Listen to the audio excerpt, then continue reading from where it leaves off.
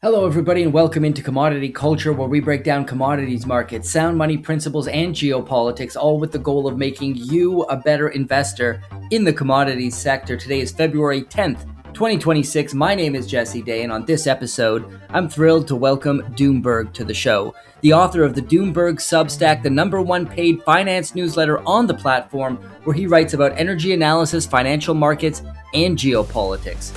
Doomberg argues that most geopolitical events and global conflicts can be readily explained through the lens of energy, and he applies that thesis in examining recent events in Venezuela, Iran, Ukraine, and the European Union, including a bold prediction that the EU's time could expire sooner rather than later, as their unhinged leadership plunges their respective countries into poverty and ruin through asinine energy and economic policies that could lead to a full-on revolution in the region. All of this and so much more ahead in my conversation with Doomberg. Doomberg, great to have you back on Commodity Culture. Now, last time I had you on the show was September of last year, and at the time, you said the U.S. would absolutely attack Venezuela at some point. Now, those words did prove prophetic, though I'm not sure anybody had the abduction of President Nicolas Maduro on their 2026 bingo card. And yet here we are. Now, Trump stated directly this was about getting access to Venezuelan oil. First, it started off with narco-terrorism, and it kind of devolved into they stole our oil, I think talking about the expropriation of oil assets in that part of the world and that America was going to take them back. Is this mission accomplished then in that sense for the U.S. administration, or are things more complicated than that? You know, what to say about Trump and Venezuela. First of all, thank you for having me back on. It's always great to join you. I always enjoy our discussions. And yes, we were pretty firm in our predictions that the U.S. would take some form of military action against Venezuela. Of course, we did not imagine that they would just swoop in and snatch them, which is probably the most agnostic word that I could use to describe what happened. This is something that has been on our radar since 2023, when we first wrote a piece called The New World's Oil. And then on Trump's inauguration day, we wrote a piece called Misreading the Room, where I believe the social preview for the piece was, if Greenland is the appetizer, might Maduro's Venezuela be the main course? And this episode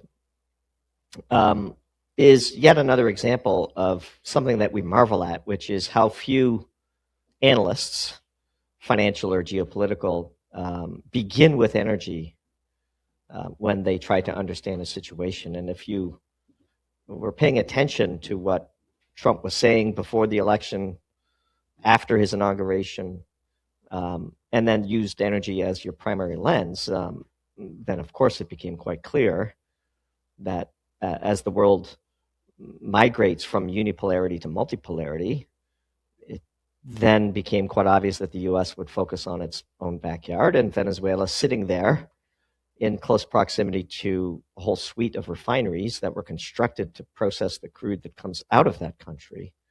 It became quite clear that this would happen. Now, the one thing that must be said about Trump, love him or hate him, he is not subtle, and is particularly poor at pretending his motivations are anything other than what they obviously are. And I suppose one should give him credit for that. He doesn't even try to create pretenses for much of what he does. And so, here we are. And now there's a lot of talk about this Venezuelan oil being much more difficult to bring online. We do know that they have large untapped reserves, but the infrastructure isn't in place. ExxonMobil CEO infamously telling Trump he's not going back there because they had their assets expropriated multiple times. So in terms of potential oil flow from Venezuela to the United States, is there really much of a hope that this production could be brought online in a reasonable time frame? How do you see that whole situation playing out? Yeah, we followed this argument with some interest. This is, again, another example of perhaps a misunderstanding of the inelasticity aspects of oil demand. Yes, restoring Venezuelan oil production to its historical highs of nearly 4 million barrels a day would be incredibly challenging. Will take a lot of time and cost a lot of money. That is objectively true. But it doesn't take an incremental 3 million barrels a day to significantly impact the oil markets in a meaningful way. Several 100,000 barrels a day could swing the markets, and there exists low-hanging fruit within Venezuela to bring several 100,000 incremental barrels of oil per day to the market in relatively short order with relatively de minimis incremental investment needed. Literally just getting a handle on everything that is stolen by the cartels. I note with interest that you correctly characterized Trump's justification as evolving from narco-terrorism to outright recovery of U.S.-owned oil. The two are much more interlinked than Trump's critics give him credit for connecting that particular dot, especially in Mexico, but also undoubtedly true in Venezuela. The blurring of the line between narco-terrorist and government representative is quite prevalent, let's say, in Mexico and Venezuela and other oil-producing nations in the Western Hemisphere south of the U.S. And so do we think that it will be easy to add a full Guyana in Venezuela? No, but Guyana wasn't easy either, and nobody would argue that Guyana's emergence hasn't been disruptive to the global markets. Look, you could look at Guyana and say, after tens of billions of investment in more than a decade since its first announcement, it's only 1% incremental global supply. Well, that sounds like it's nothing until you realize just how important 1% of global supply is to price swings in the markets. And so we take a bit of a more balanced view. It is a very important development. It will impact prices. It is, on balance, all things being equal, bearish for oil prices because it's bullish for oil supplies, all things being equal. And then last thing I would say is another misunderstanding of those who aren't as familiar with the industry as they might otherwise be is that possession of the resource is 90% of the value. The arc of technology is such that resources considered, quote, difficult or hard to bring to market now become easier with time. And time is on the side of the super majors as they plan things in decades. I want to talk about the recent trade deal between China and Canada, because although it appears that at the moment the talk of taking Greenland seems to have subsided from the Trump administration, Trump certainly put himself, it appears at least, in a less than ideal position when it comes to international relations with key trading partners, unless you believe this is a 5D chess move. I want to single out Canada here because we've seen this trade agreement and we've seen that include an MOU surrounding energy cooperation. Now, an MOU is just that, it's nothing official, but I'm wondering, what do you make of this development? And do you think that China could become a bigger customer of Canadian oil and gas moving forward based on this agreement they've made? It's interesting. We of course, like everybody, watched Mark Carney's speech in Davos. And he gets credit for delivering a speech which certainly resonated with the room. And the speech ultimately was a protest against Donald Trump. And the pivot to China that, let's say, the Commonwealth of Nations of the former British Empire seemed to be making. Britain, Starmer, of course, followed Carney to China days later. Canada, I'm sure Australia is making similar moves.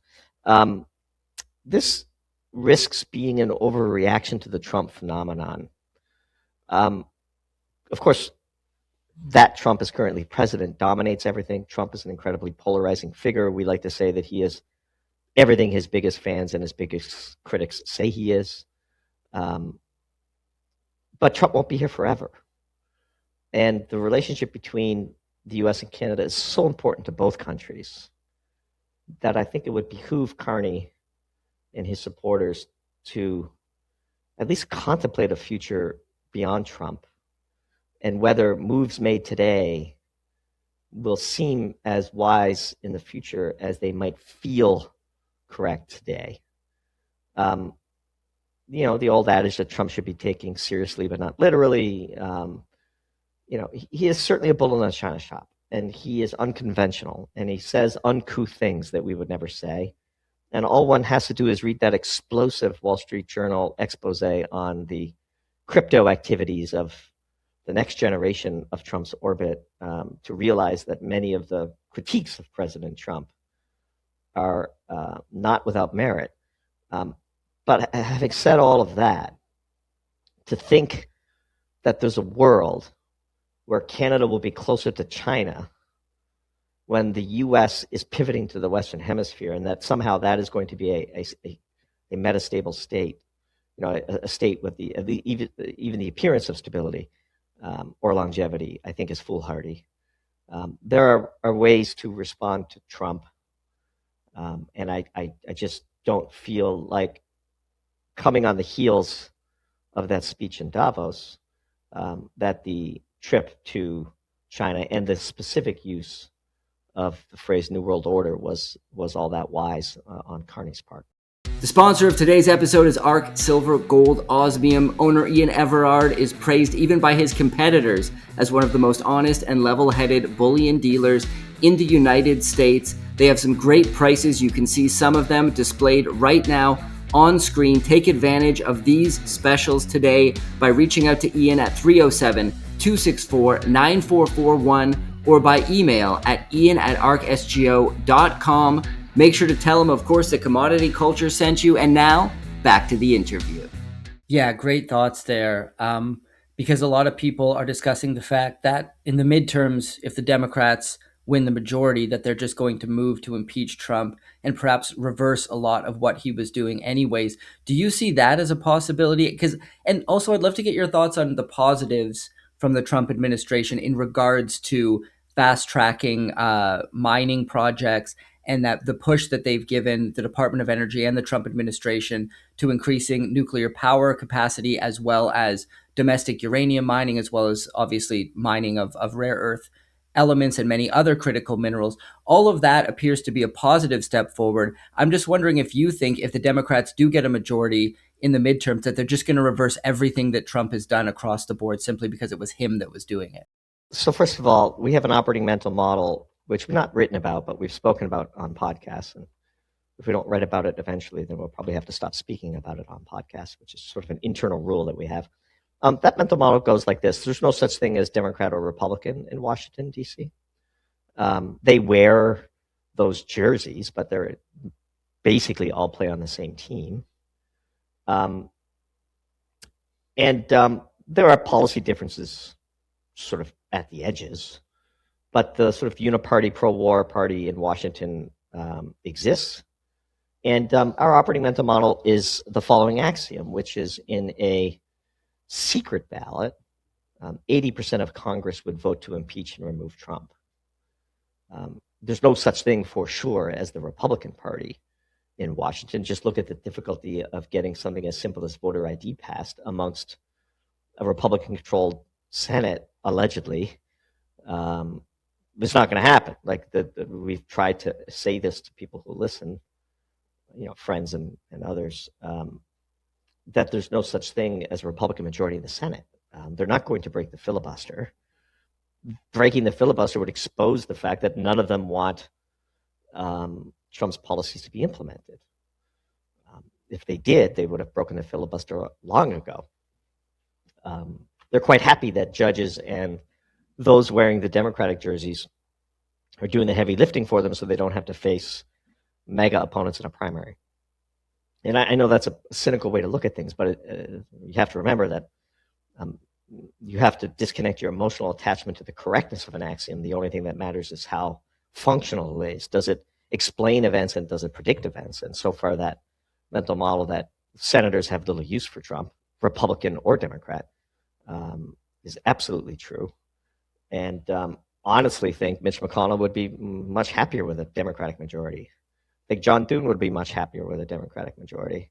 They'll get most of what they want done anyway, and they don't have to feel the pressure of the Twitter mob of pro-Trump types who are insisting that the Senate, to be fair, act in the way that the people who elected Trump wanted them to act. But that's just not going to happen. That's just not the reality of Washington, D.C.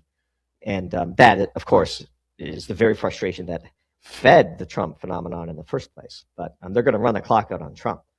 And so Mark Carney would be wise to skate where the puck is going, as Gretzky used to say, as opposed to taking the bait of Trump and grandstanding as he did in Davos. Look, I mean, I thought the speech was quite good. It was well written. It was effectively delivered. It served a purpose. I'm not critiquing. I guess I am critiquing it, but to think beyond 2026 and 2028 is the job of mature political leaders. And the relationship between the U.S. and Canada is of such importance. And the historical ties between the two countries are so prominent that, cooler heads should prevail. Excellent breakdown. I don't think that's being cynical. I think it's just being realistic. The thing that shocked me the most about the reaction to Carney's speech at Davos was the comment section in YouTube and many of the places where it's posted, filled with people saying, wow, I didn't think Canada would be the best representative for the free world in 2026, but here we are. And all this praise he got. This is the guy who was one of the architects of freezing dissidents' bank accounts in Canada, now officially deemed illegal and unlawful. And here he is talking about freedom, giving an example of the communist regime, I think in Czechoslovakia or something, and how that fell apart because the people united. And he's one of the biggest tyrants out there. So totally insane cognitive dissonance. But I want to move on to Iran, because this looks like the next target for the US. And it's been an interesting situation, to say the least. Trump constantly declaring he hopes they make a deal or things could turn out poorly for them. It's often clear what type of deal Trump is talking about, although obviously at the forefront is the dismantling of their supposed nuclear program. He's even talked about having them just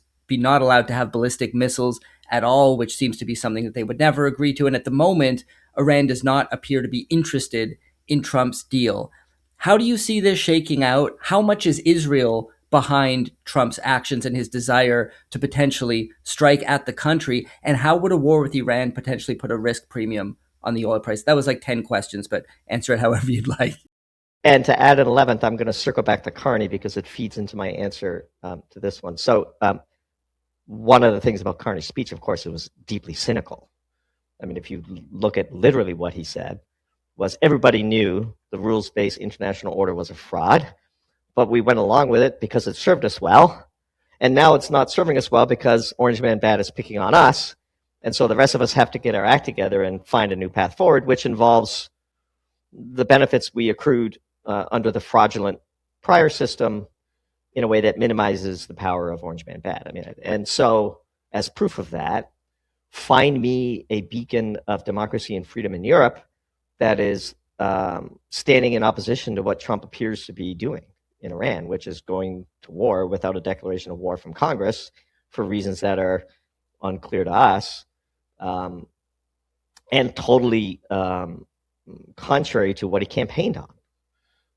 Trump campaigned on ending wars and especially regime change operations, and now here we are on the cusp of attacking a country with the stated purpose of changing that regime.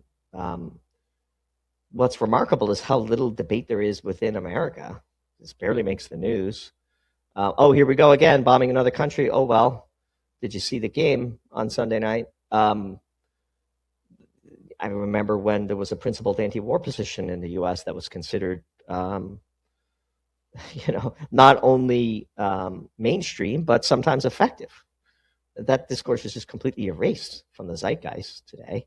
And by the way, our view is that war could go catastrophically bad. I don't quite understand it. I know there's a lot of talk about the country you mentioned being, pulling the strings behind the scenes and all. Who knows? I mean, we don't go down that particular rabbit hole. Trump is the president. Trump owns his actions.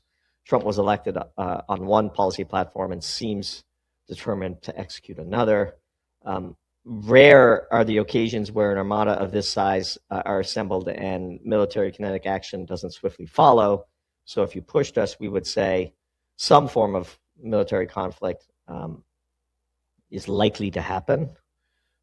If it escalates, it'll escalate quickly. You'll see the energy markets respond. To be fair, as we're recording this, the energy markets are not pricing in a military conflict. So some people might get caught off sides. We are never one to try to bet on the spikes that arise from wars, but rather wait to fade them. That's sort of our view. Now, China and Russia have in many ways aligned themselves with the Iranian regime. What do you expect their reaction would be to attack on Iran by the US? And your overall thoughts is what you see as their role in this bifurcated geopolitical reality we now find ourselves in.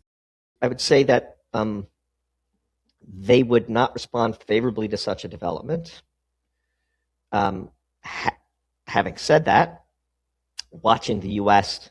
use what remains of its air defense missiles, especially its very expensive THAAD missile systems, in defense of Israel, which they would undoubtedly have to do in the event of an attack.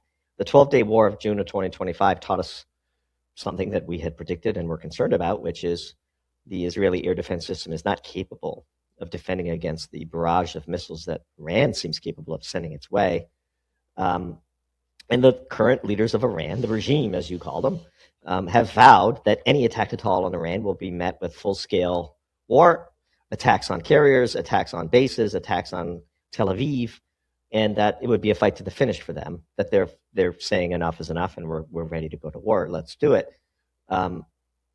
Whether that's just bluster, a prepositioning for a deal, as we're recording this, Benjamin Netanyahu is on his way to the U.S. for yet another visit, and we'll see whether military action will follow from that visit.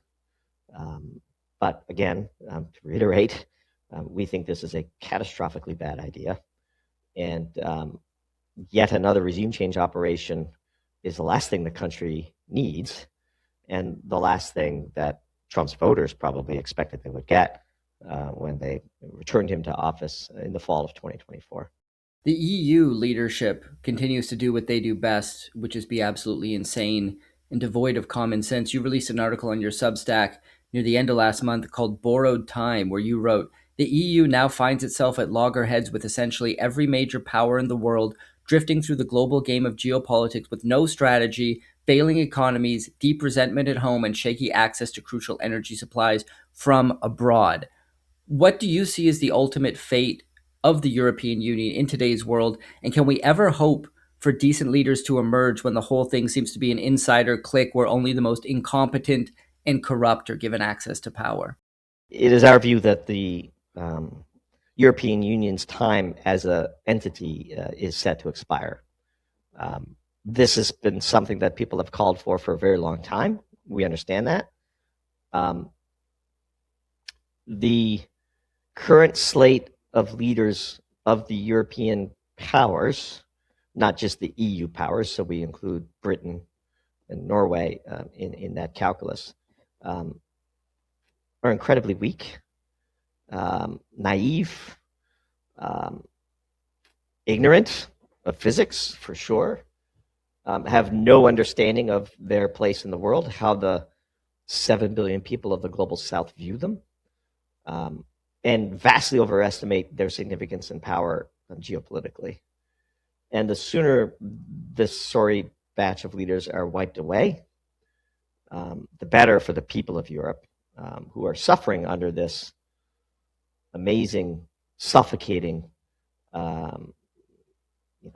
tornado of incompetence is the only way that I could describe it. That is Ursula von der Leyen, Keir Starmer, Kaja Kallas, Emmanuel Macron, Friedrich Merz, you name it. None of these leaders are remotely popular, and yet they govern as though they have a mandate. Just take this trade deal with certain countries in South America that was agreed to by the European Commission and then put to a vote in the European Parliament, where it was promptly rejected.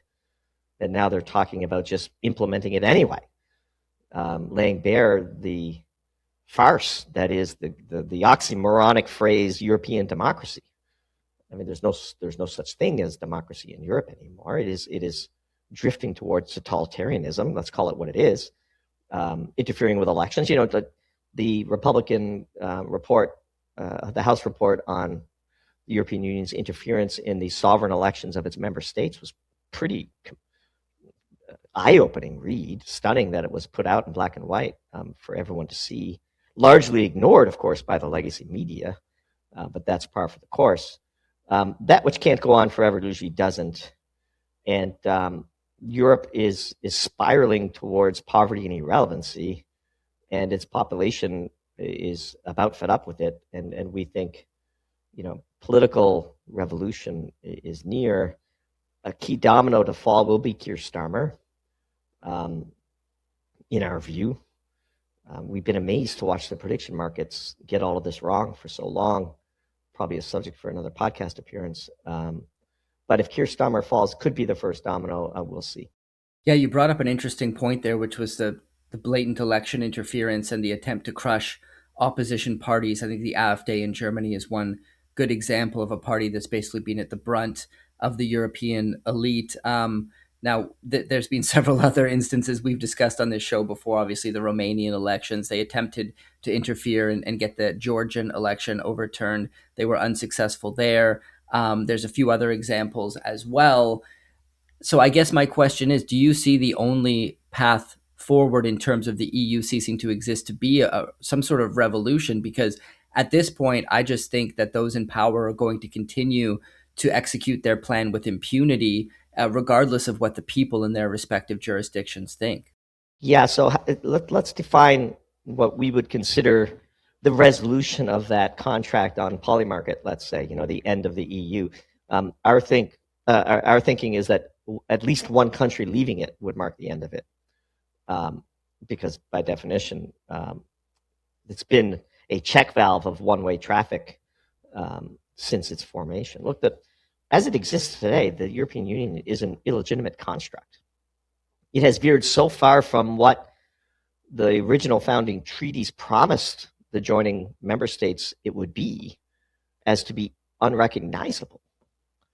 It is literally a lawless organization, immune from voter expressions, and actively censoring alternative views, trampling on freedom of speech, and blatantly interfering with democratic elections in its member states. I mean, Romania was an outright theft of an election. The will of the people of Romania was utterly stomped on. That's a nice country to have there. It'd be a shame if you vote the wrong way. I mean, that's what happened. Let's call it what it is. This whole cloak of nonsense around Russian TikTok interference. I mean, give me a break. Putin is omnipowerful, man. The guy's responsible for everything, even Epstein. Pretty remarkable, this character, I tell you. So anyway, the challenge is, it's not only is it like oppressive, like say what you want about the Chinese Communist Party, at least they have a semblance of skill and capability in the party. The competency deficit among European leaders is staggering. Just listen to Ursula von der Leyen speak for 10 minutes. She just doesn't know what she's talking about. She's failed upwards. She was a disaster as defense minister in Germany, riddled with scandal and incompetence and waste and mismanagement. And then they promoted her up. Same deal with Kaja Kallas. So here we are. It is fascinating to watch from abroad. The reason why we're convinced of it, of course, is physics. The European Union is a flaccid energy vassal and has put itself in a position of zugzwang. No good viable moves from here. They've sacrificed their heavy industry, which is in an irreversible downward spiral, until leadership changes. And so the harder current leadership clings to power, the more violent the change will ultimately have to be. There's a lot of talk that's been thrown around over the last few years about a potential for a World War III erupting. And obviously there's a lot of hyperbole surrounding this talk, but we are seeing global conflict around the world, some of it intensifying. What are your thoughts on the question of World War III? Perhaps are we already in World War III, a war that's being fought not only through direct kinetic action, but through propaganda, media manipulation, perhaps export restrictions on key commodities, trade wars. I wonder what your thoughts are there. And just as a kind of a pin on the end of it, nuclear war. Is there any real risk of things going nuclear when it comes to the way that the EU is provoking Russia? I mean, so we wrote we we released a Doom Zoom presentation for our pro tier in November called World War III, How We Got Here and Where We're Going. So we're obviously not in the hyperbole camp. And in that presentation, we made the case that World War III began in 2014 with the Ukraine situation and the annexation of Crimea by Russia, and more importantly, the subsequent levying of sanctions against Russia, which then triggered, in a few years' time, Putin to begin selling down Russia's holdings of U.S. treasuries and replacing them with gold. And that is really the sort of beginning of World War III in our view, and then the rest of history from that moment can be viewed as various battles in that war. And I could tell you, because we are consumers of everybody's propaganda, that the key opponents of the Western-based alliance, China, Russia, even India, they're portraying current events as World War III to their domestic audiences, certainly in Russia and China. This is all viewed as a battle for how the world will manage itself in the decades ahead. The decline of American unipolarity and the rise of sovereign nations, as they put it, collaborating together in a more just and equitable global order. This is, of course, what Carney was referring to when he was in China as the sort of New World Order. That was hat tip to the phraseology that is prominent in Chinese domestic media. And so the war in Ukraine since 2022 is a significant proxy war between NATO and Russia. Middle East, similar. Iran is, of course, a member of the BRICS states. And, of course, tensions over Taiwan and the pivot to China, as Hegseth calls it, are all sort of fronts in World War III. I think in 20 years, historians will characterize this time as World War III. And as proof that such labels are kind of, they're not really all that important. If you ask the Chinese when World War II started, it wasn't 1939. It was when Japan invaded China, right, years earlier. And so your vantage point on it's like calling an official recession. Sure, there's a body somewhere with a set of rules, but in our view, effectively, World War III is well underway. And your question was whether we viewed the prospects of nuclear escalation as being high with Russia. We think it's much, much higher between Iran and Israel. If a true kinetic war breaks out and a hypersonic missile is used to sink an aircraft carrier, how do you think Trump responds to that?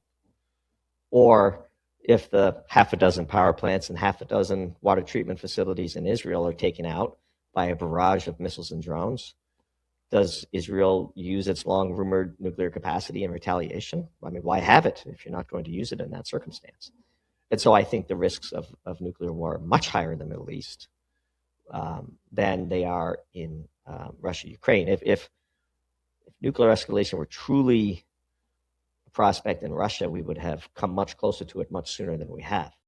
I recently had the chance to sit down with a former high-ranking Canadian politician, the former Defense Minister of Canada, Harjit Sajjan, at the Vancouver Resource Investment Conference. Now, it wasn't my show. I wasn't able to ask the types of questions I'm asking here, but one question I was able to pose to him was, should Canada continue to fund Ukraine and the war effort in Ukraine? Because we've given over $32 billion to Ukraine while we have a cost of living crisis and all sorts of issues here at home. And his answer was a little bit typical, perhaps expected. If we don't spend the money now, we'll be paying much more later if Putin wins this war. I guess implying, I don't know, that Putin was going to attack Canada. I have no idea how that makes any sense. It's a default answer for the politicians and the people who are supporting Ukraine. Do you think he actually believes what he's saying here? Or is there another agenda behind the piles of cash being sent to Ukraine? I think if you redefine the words we and pay in his answer to mean his political class and the political fallout that would follow from a loss in Ukraine, then his answer makes more sense. When I say this, people who are fervently for Ukraine get upset. But if you ask 100 people in flyover country in the United States, and I'm sure it's true in Canada, whether they care who controls the Russian-speaking part of the Donbass, you're not going to find hardly anybody who knows what the Russian-speaking part of the Donbass is and why they should even take the time to answer such a silly question, let alone whether they would be willing to send their treasure and children over to defend who controls the Russian-speaking part of the Donbass. This is just not core to Canadian or American or frankly even European interests. And to the extent it is important to European interests, because I suppose they're closer to Putin, who is simultaneously incapable of taking more than a few percentage points of Ukrainian land in 4 years, and also will soon march all the way to the Eiffel Tower, which is one of the great, amazing things, rhetorical contradictions that we see in the news every day.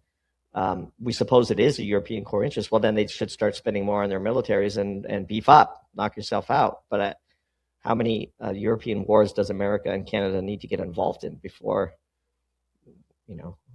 those that live over here come to realize that politicians like the one you asked the question to are answering a different question than the one you posed?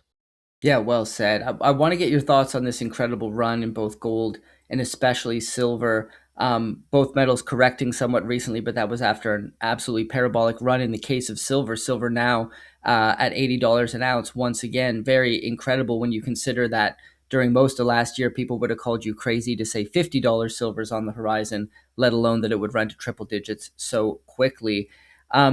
Where do you think we go from here? And in your view, are all the tailwinds driving both metals still intact? We have a stronger view on gold than we do on silver. We believe that the fact that we're in World War III explains the ramp up in gold. In fact, the most recent ramp up in gold, we think, can be traced back to December 2023, when it was clear that the Ukrainian counteroffensive had been defeated by Russia and had failed to achieve its objectives, and that then the war had transitioned to a grinding war of attrition, which Russia was always going to win.